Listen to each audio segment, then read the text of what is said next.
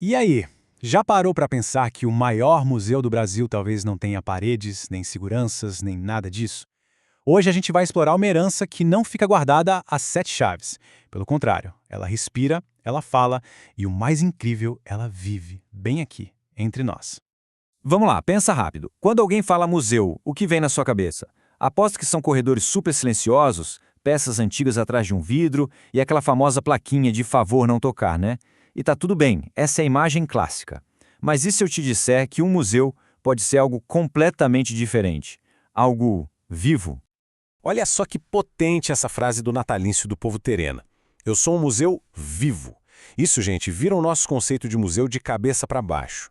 A ideia aqui é entender que a nossa herança cultural não está só nos objetos, mas está nas pessoas, nas suas histórias, nos seus conhecimentos.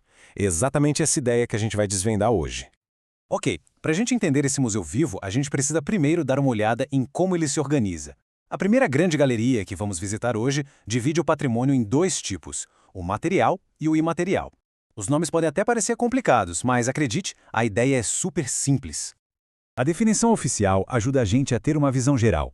Resumindo, patrimônio cultural é basicamente tudo aquilo que a gente recebe do passado, que a gente cuida agora, no presente, e que a gente tem a missão de passar para frente. É a nossa herança como povo, sabe? É o que nos define. E aqui a coisa fica bem clara. De um lado, a gente tem o patrimônio material. É tudo aquilo que a gente pode literalmente tocar.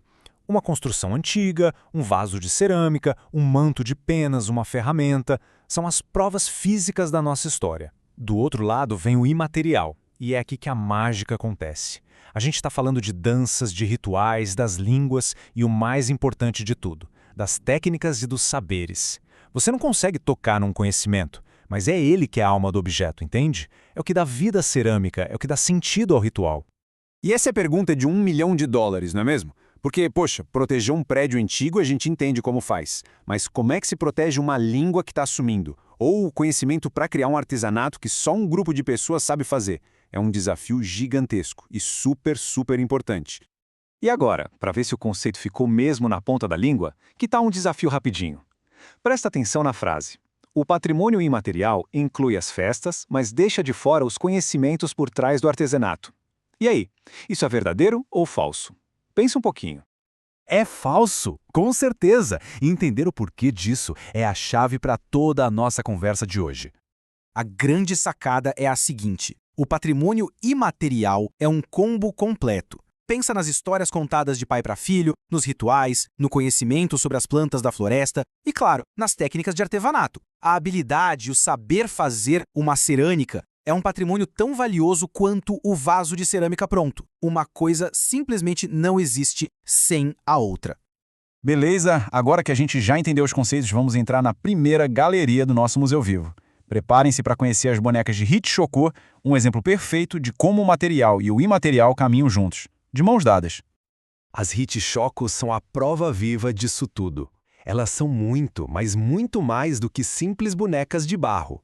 Elas são feitas só pelas mulheres Carajá, que aprendem as técnicas com as suas mães, que aprenderam com as suas avós. É uma organização social incrível, em que o conhecimento é protegido e passado para frente de um jeito super especial.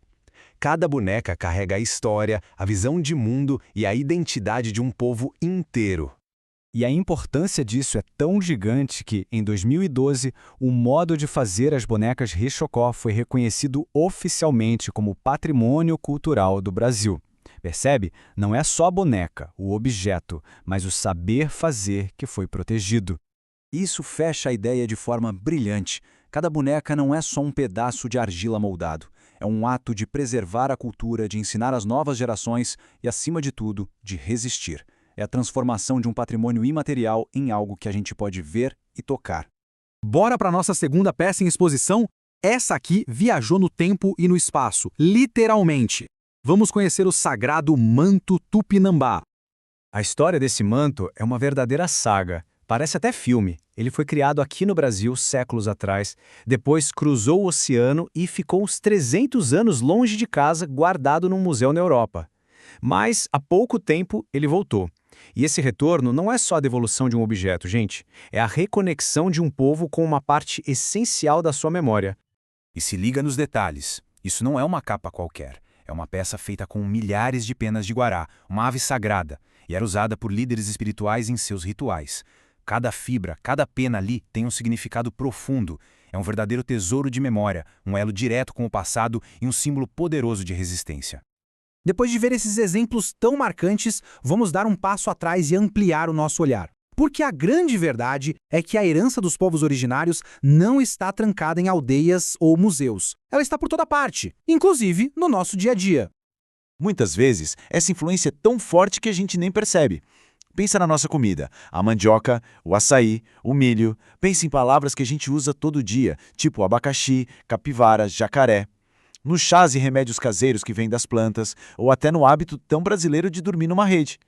Tudo isso é herança viva que todos nós compartilhamos, muitas vezes sem nem nos dar conta. E essa citação do Florencio Almeida resume tudo de um jeito perfeito. Quando a gente prepara e come certas comidas, não estamos só matando a fome, a gente está ativando uma memória coletiva, fortalecendo a nossa identidade, participando de um ritual que nos conecta com muitas e muitas gerações. A herança está no nosso prato. Bom, a gente já viu o que é herança, viu exemplos incríveis e como ela faz parte da nossa vida. A grande questão agora é: como a gente pode garantir que esse museu vivo continue pulsando para as próximas gerações? Como a gente pode ser bons curadores desse futuro?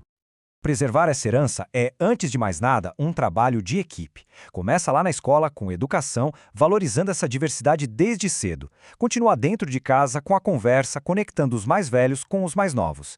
E se fortalece com o apoio a políticas públicas que realmente protejam e incentivem esses saberes. É um esforço de todo mundo. E aqui está a virada de chave mais importante. Proteger o patrimônio cultural não é um ato de nostalgia, de ficar olhando para o passado. É um investimento ativo no nosso futuro. É garantir que toda essa riqueza e diversidade que nos formaram continuem a nos inspirar e a nos fortalecer lá na frente. E a gente termina com essa reflexão. O Museu Vivo está à nossa volta. As galerias dele são as nossas cozinhas, as nossas florestas, as nossas conversas.